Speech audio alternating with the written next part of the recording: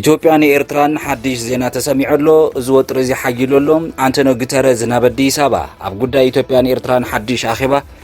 አዲስ አበባ ትመክረላ እዚ ጉዳይ ዝብዝርዝር ሒዝና የለና ክነስማዕኩም ኢና ኣብ ውሽጢ ኢትዮጵያ ሚስጥራዊ ወታደራዊ መዕለሚ ካምፕ ምርካቡ ስዕቡ ኣብ ቀርና አፍሪካ እውን ካልእ ጉዳይ ድማ ቀፂሎሎም እዚ ኣብ ውሽጢ ኢትዮጵያ ንተዋጋእቲ ሱዳን ዝኸውን ሚስጥራዊ ወታደራዊ መዕለሚ ካምፕ ዝተባሃለ ዜና ክንምልከቶ ኢናም ካብዚ እንዳተላዓሉ ናብ ሱዳን ዘጥቅዑ ሓይልታት እውን መፅኦምሎ ዝብል ዜና እዩ ብዝርዝር ዝኾነታት እዚ ንምዃኑ እንታይ ይመስል ሕዝሕዝና የለና ንኢትዮጵያ ኣብ ከቢድ ስግኣትን ጭንቀትን ዘውደቐ ተሪር መምርሒ ውሳነ እስራኤል እውን ካልእ ናይ ሎማዓንቲ ሓዲስ ዜና እዩ ጻንሕትኩም ምሳና ክቐፅል ከሎ ሓዲሽ ወታደራዊ ግንባር እውን ዝተመልከተ ካልእ እዋናዊ ምዕባለ እዩ ከበሮ ኩናት ቀርና አፍሪካ ናይ ቃላት ምስሓብ ኢትዮጵያን ኤርትራን እውን መዘተሓሒዝና ክነልዕል ኢና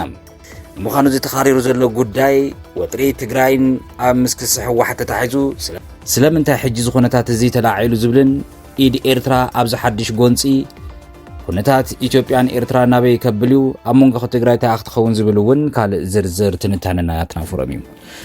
ሰላምታና በብዘለኹም ይብፃሕኹም ናይ ሎማዓንቲ ለካቲት 3 2015 2018 ዓመተ ምህረት ዋናው ዜናታት ጀሚሮም ኣለው ናብ ዝርዝራቶም ክንሓልፍ ኢና ሰናይ ምክትታል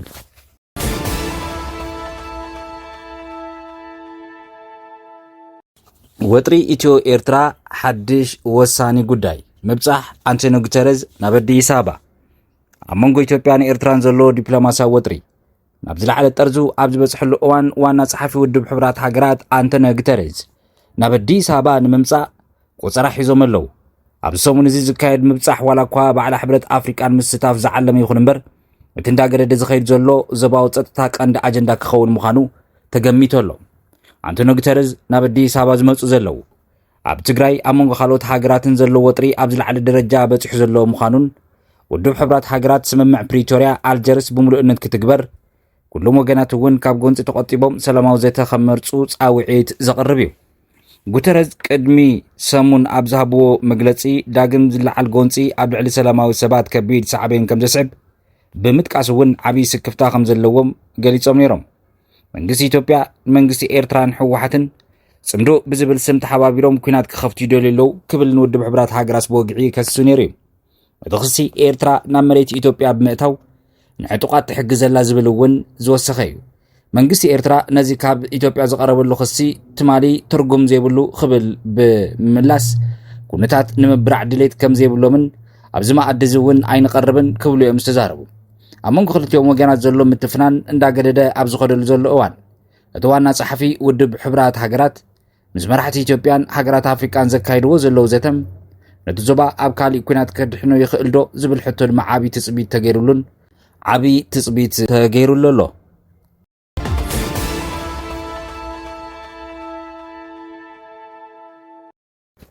ደሰንብድ ዜና ሮይተርስ ኣብ ውሽጢ ኢትዮጵያ ንተዋጋእቲ ሱዳን ዝኸውን ሚስጥራዊ ወታደራዊ መዕለሚ ካምፕ ተሃኒፁ ዝብል እዩ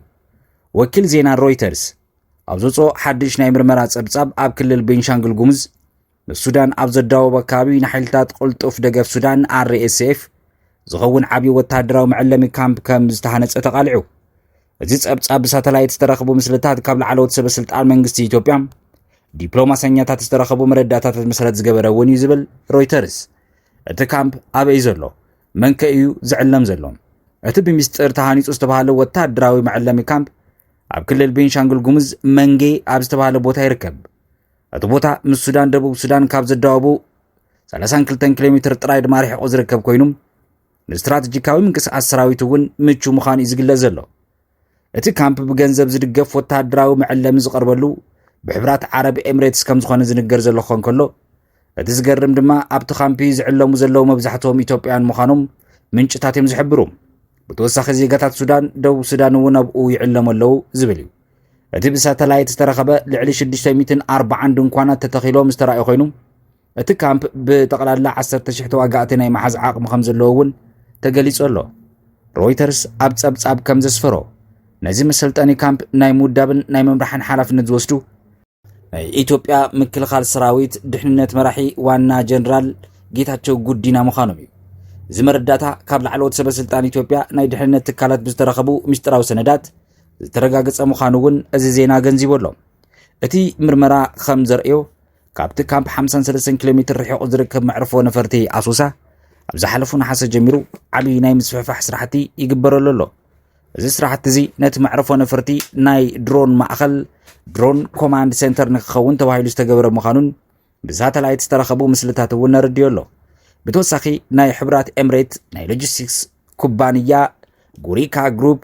ምልክት ዘለዎም ዓበይቲ መኻይን ወታደራዊ መሳርሕታት ቀረባትን ክንዳመላለሱ ኣብ ኣሶሳ እውን ተራእዮም ኣለዉ። ሮይተርስ ብዛዕባ እዚ ጉዳይ መብርሂ ንምርካብ ዝገበርክዎ ፈተነ ኣይሰለጠንን መንግስቲ ኢትዮጵያ ስቕታ መሪጹ ኣሎ ዝበለ ክኾን ከሎ ሚኒስትር ጉዳያት ወፃኢ ሃገር ኣብ ኩናት ሱዳን ዝኾነ ይኹን መንገዲ ኢድ የብለይ ዝብል ናይ ሕድሕድ መልሲ እውን ሂቦ ኣሎ። ተዋጋእቲ ኣብቲ ካምፕ ካብ ዘለዉ ዝተገለጹ ሓበሬታ ሓሶት ምዃኑ ብምግላጽ እዚ ሓድሽ ጸብጻብ ኣብ መንጎ ኢትዮጵያን ሱዳንን ዘሎ ምስሕሓብ ዝያዳ ከም ዘጋድዶ ኢትዮጵያ ኣብ ውሽጢ ኩናት ሱዳን ዘለዋ ተሳትፎ ኣብ ከመይ ዝበለ ብርኪ ከም ዝበጽሕ ዘርኢ ዓብዪ መረዳእታ እዩ ዝብሉ ድማ ተንተንቲ ይስምዑ ኣለዉ።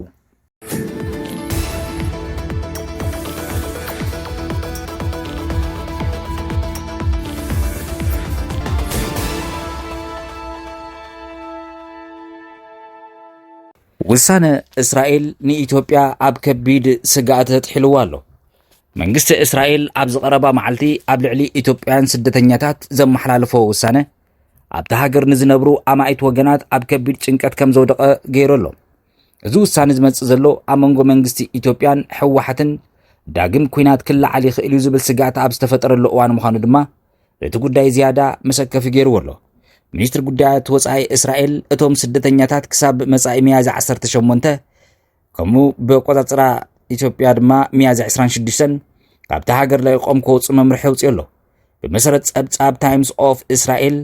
እዚ ትእዛዝ እዚ ካብ 700 ክሳብ 1400 ዝኾኑ ኢትዮጵያውያን ስደተኛታት ናብ ሃገሮም ናይ ምስጓግ ሓደጋ ኣንጸላልዩ ኣሎ። መንግስቲ እስራኤል ነዚ ውሳነ ንምሕላፍ ከም ምኽንያት ዘቕረቦ እቲ ንኽልተ ዓመታት ዝተኻየደ ኩናት ትግራይ ብስምምዕ ሰላም ፕሪቶሪያ ስለ ዝተዛዘመ ኣብ ኢትዮጵያ ዘሎ ኩነታት ጸጥታ ተማሒሹ እዩ ዝብል እዩ። እቲ ውሳነ ምስ ተሰምዐ ስደተኛታት ተጣባቕቲ ሰብኣዊ መሰላት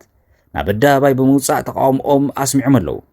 እቶም ስደተኛታት ነቲ ናይ ምውፃእ ቀይዲ ግዜ ናይ ሞት ፍርዲ ከም ዘርእዮም እዮም ዝገልጹ። ተጣባቕቲ ሰብኣዊ መሰላት ዘቕረቦም ቀንዲ ነጥብታት ኣብ ትግራይ ናይ ኩናት ዞባ ኮይኖም እንዳሃለወ ሰባት ናብኡ ክምለሱ ምግዳድ ዘይሕጋዊ እዩ። ኣብዚ ውሳነ እዚ ድማ ካብ ዝተሓወሱ ሰባት ውሽጢ ህፃናት ኣለዉ። ናብ እስራኤል ዝመፁ ቋንቋ ኤብራይስጥ ጥራይ ዝዛረቡ ህፃናት ይርከብዎም።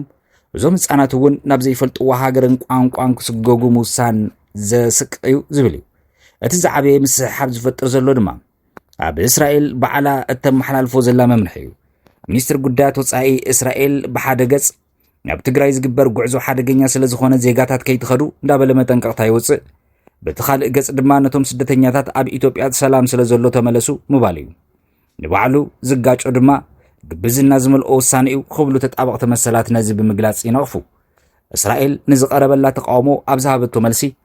ኣዲስ ኣበባ ርእሰ መዲና ኢትዮጵያ ውሕስቲያ ኣብኡ ክጸንሑ ትኽእሉ ኢኹም ዝብል ድርቅና ዝተመልኦ ምላሽ ሂባላ። ጉዳዩ ናብ ቤት ፍርዲ እኳ እንተበጽሐት ቤት ፍርዲ እስራኤል ግን ነቲ ናይ መንግስቲ ውሳነ ደጊፉ ብይን ሂቡ ይብሉ ኣለዉ። እዚ ውሳነ እዚ ኣብ ልዕሊ ኢትዮጵያውያን ጥራይ ዘተኮረ ምዃኑ ብዙሓት ይጠቕሱ ኣለዉ። እስራኤል ነቶም ኣብ ሃገራ ዝርከቡ 18,000 ኤርትራውያን 5,000 ሱዳናውያን ዝሃበቶ ናይ ጉጅለ ዕቑባ ገና ጸኒዑ እዩ ዘሎ።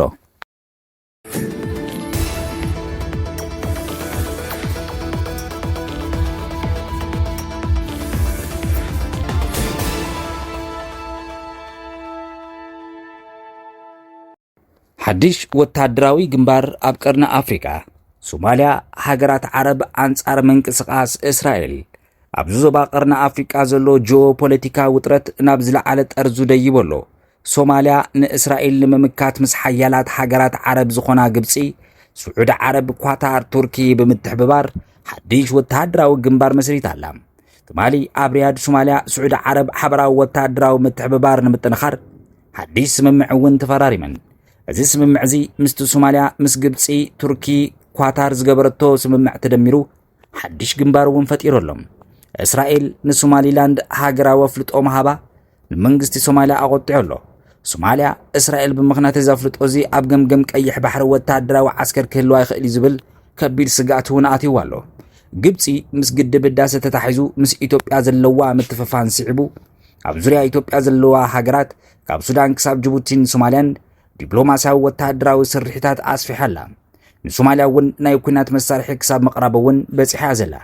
ፕሬዚደንት ሶማልያ ሐሰን ሼክ መሐመድ ካብ ዶሃ ኳታር ሂቦሞ ኣብ ዝተባሃለ መግለፂ እውን እስራኤል ኣብ ዞባና ወተሃደራዊ ማዕስከር ንምቋም እንተተሲኣ ብጽኑዕ ክንምክታ ኢና ኣብዚ ከይትጠራጠሩ ክብሉ እውን እዮም ቃል ዝኣተው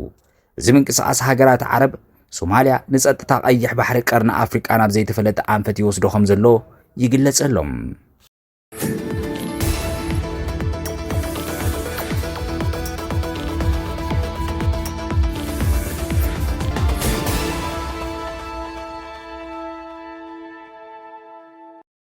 خبرو كينات قرن أفريقيا ناي قالات مسحابن موروار قالات إثيوبيان إيرتران قصيلو انت أيخور ور كال زت حساسب فلي زينام تنتانه أمونغو إثيوبيان إيرتران ننوح وان كقلص انحنا قالات كينات حجي كاب زخونه يكون وان لعلي نابزخف الدرجة تسغاغيرولم دركب كاب دبلوماساوي محرفاف زرباتات حليفو وتادراوي متنغادن مغويات داغم ناب دماو كينات ناي مئتاو سغات ገጹ የምርሕ ከም ዘሎ ዝረአዩ ዘሎ ምልክታት እንዳተበራኸቱ እዮም መንግስቲ ኢትዮጵያ ኤርትራ ናብ ግዝኣተይ ብምእታው ላዕላዊ መሬተይ ተቋጻጺራላ ብተወሳኺ ንተዓጠቕቲ ሓይልታት ትድግፈላ ዝብል ተሪር ክስ ቀሪበሎ ሚኒስትር ጉዳያት ወጻኢ ኢትዮጵያ ጥሪ 30 2018 ዓመተ ምህረት ንመንግስቲ ኤርትራ ኣብ ዝለኣኾ ወግዓዊ ደብዳቤ ሰራዊት ኤርትራ ካብ ዝሓዞ ናይ ኢትዮጵያ ላዕላዊ መሬት ክወጽእ ንድርድር ክቀራረብን እውን ሓቲቶሎ ኤርትራ በወገን ነዚ ክሲ ሓሶትን ፈጠራን ብምባል ዝመለሰት ክኾን ከሎ ሚኒስትር ዜና ኤርትራ ኣብ ዝሃቦ መልሲ ኤርትራ ኣብዚ ትርጉም ዘይብሉ ማኣዲ ኣይትጋበዝኛ ክብል እዩ መልሲ ዝሃበ ኣብዚ ሰሙን እዚ ሕወሓት ዘውፅኦ መግለፂ ነቲ ኩነታት ዝያዳ መልክዕ ኩናት ሂቦ ኣሎ ሕወሓት ሰራዊት ምክልኻል ኢትዮጵያ ናብ ትግራይ መጠነ ሰፊሕ ምንቅስቓስ ይገብረሎ ክብል ወንጅል ኣሎ እዚ ምንቅስቓስ እዚ ንኻልእ ዝር ኩናት ዝግበር ምድላው ምዃኑ ዝገለጸ ሕወሓት መንግስቲ ኢትዮጵያ ኣብ ዝሓለፉ ሰሙናት ኣብ ትግራይ ብኣየር ብምድርን መጥቃዕታት እንዳፈጸመ ከም ዝጸንሐን ህይወት ሰባት ከም ዘጥፈእን እውን ዝገልጽ እዚ መግለጺ እዚ ሕጂ ዝረአ ዘሎ ወጥሪ ስለምንታይ ናብዚ ደረጃ በፂሑ ዝብል ሕቶ ንምምላስ ሮይተርስን ካልኦት ማዕከናት ዜና ፖለቲካዊ ተንተንቲ ድማ ከም ዝብልዎም ኣብ ጀርመን ዝነብሩ ተንተንቲ ፖለቲካ ቀርኒ ኣፍሪቃ ዶክተር ነገራ ጉደታ ከም ዝበልዎ እቲ ካብ ኣዲስ ኣበባ ናብ ኣስመራ ዝተለኣኸ ደብዳቤ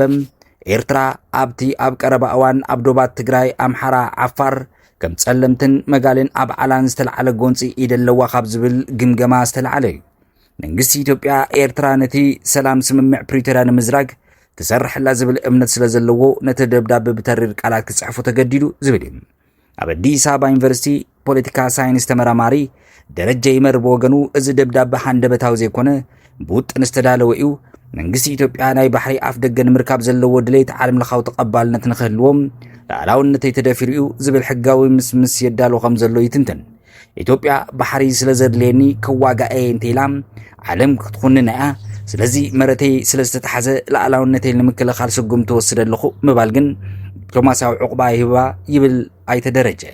እዚ ድማ ድሕሪ ኩናት ንዓሰብ ወይ ቀይሕ ባሕሪ ዘጠቓልል ሓድሽ ውዕል ምስ ኤርትራ ንምፍራም መንገዲ ዝጸርግ እውን እዩ ተንተንቲ ከምዝ ጠንቀዎ ድማ እቲ ኩናት ናብ ሰፊሕ ኩናት ናይ መቀያር ዕድሉ ልዑል እዩ ይብል ኩናት እንተተላዒሉ ኣብ መንጎ ክልተ ሃገራት ጥራይ ተሓፂሩ ይተርፍን ግብፅን ሶማልያ ንኤርትራ ክድግፋኤን ሕብራት ዓረብ ኤምሬትን እስራኤል ንኢትዮጵያ ክድግፋ ይኽእልአን እዚ ድማ ነቲ ዞባ ናይ ሓያላት ሃገራት መዋግእቲ ሜዳ ክገብሩ ይኽእል እዩ ክልአት ተንተንቲ ከም ዓብድራሕማን ሰይድ ዝብልዎ ድማ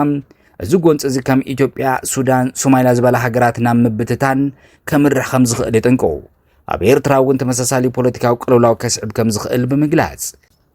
ባርከስ ክብራት ሰማዕቲ ተመልከቲ ቻናልና ንሎም ዝሓዝናዮም ሓጸርቲ ዜናታትና እዞም ሰማዕኹም ይመስሉ ነይሮም ቀጻሊ ብኻልእ ሓድሽ ዜና ትንታነ ዳሃሳስ ሓበሬታ ክንመለስ ኢና ክሳብ ሻቡ ሰላም